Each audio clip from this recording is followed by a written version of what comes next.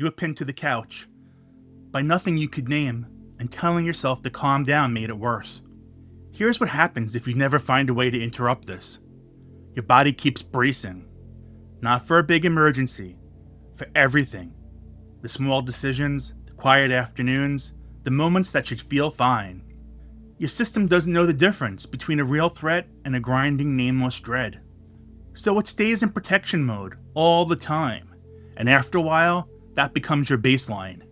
You stop trusting the calm moments because your body has forgotten what calm actually feels like. You start planning around your anxiety instead of living around your life. The couch gets bigger, the world outside gets smaller, and nothing you try, reading, TV, telling yourself to settle down, none of it gets through. Because none of those things give your nervous system a pattern it can actually follow. I know this from the inside. I'm an analytical CPA. I'm not someone who defaults to vague reassurance or woo-woo platitudes. When anxiety had me pinned, I needed something that made sense to a left brain, show me the evidence kind of mind. I spent years researching what actually works.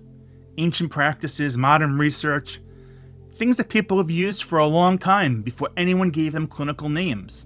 And I tested everything on myself first. I'm not teaching from a theory. I'm teaching from a couch I used to not be able to get off of. That's why I care so much about the practical stuff. The stuff you can do with no equipment, no special conditions, no 30-minute commitment, because that's what I needed when I was stuck. Here's the thing most people miss when anxiety has them pinned. They try to fix the thoughts. They argue with the worry. They reason with the dread. They tell themselves there's nothing wrong, and it does not work. Because the problem isn't in the thought. The problem is in the pattern. Your mind, when it's spinning, is looking for something steady to follow. It's not looking for an answer, it's looking for a rhythm. Think about what I said when I walked outside that afternoon. I wasn't trying to solve anything. I wasn't aiming for a breakthrough or a calm I couldn't hold on to. I just needed to not be on the couch. And to be clear, is enough of a reason to start. People have known this for a long time. Monks pacing cloisters, pilgrims circling paths. They weren't training for anything. They were giving their minds something steady to follow. Not a philosophy, not a fix. A rhythm. That's what the anxious mind actually needs in those moments. Not answers, not reassurance, a simple repeating pattern it can track. Because when your body has something steady to follow, the noise starts to move to the background. Not gone, but quieter. Here's what's actually happening when your anxiety pins you to the couch. Your body is scanning. It doesn't need a real threat. It just needs uncertainty, ambiguity, the open-ended question with no answer in sight. What if this never gets better? What if I'm always like this?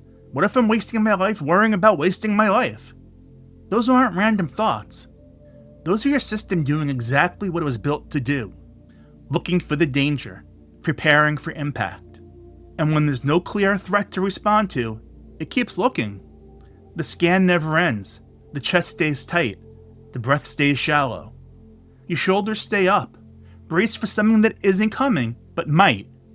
And sitting still on a couch with nothing to do gives that scanning process nothing to interrupt it.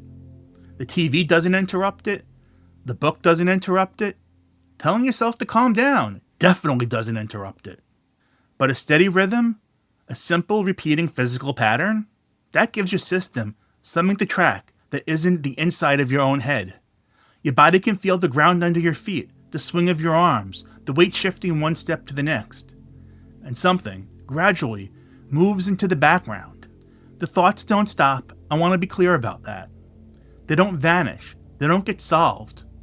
They move to the background, like a TV in another room.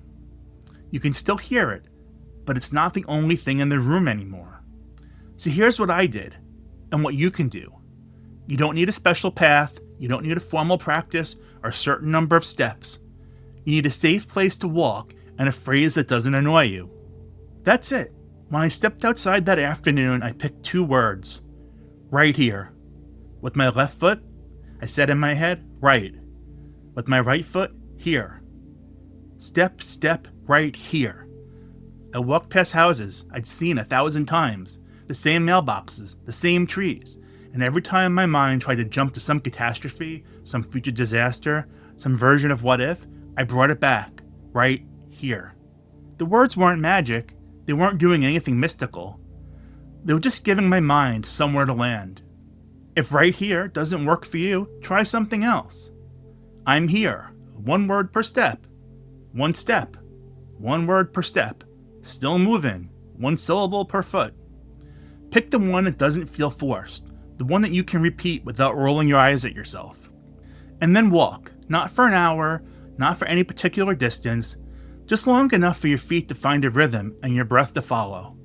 You'll know when to turn around, your body will tell you. No joke, this is not complicated. It's 2 words and a pair of shoes.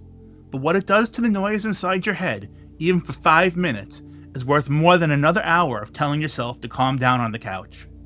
Here's what changes when you do this. Not after months, not after you've perfected it, after a few minutes. The thoughts don't stop. I want you to know that going in, but they move.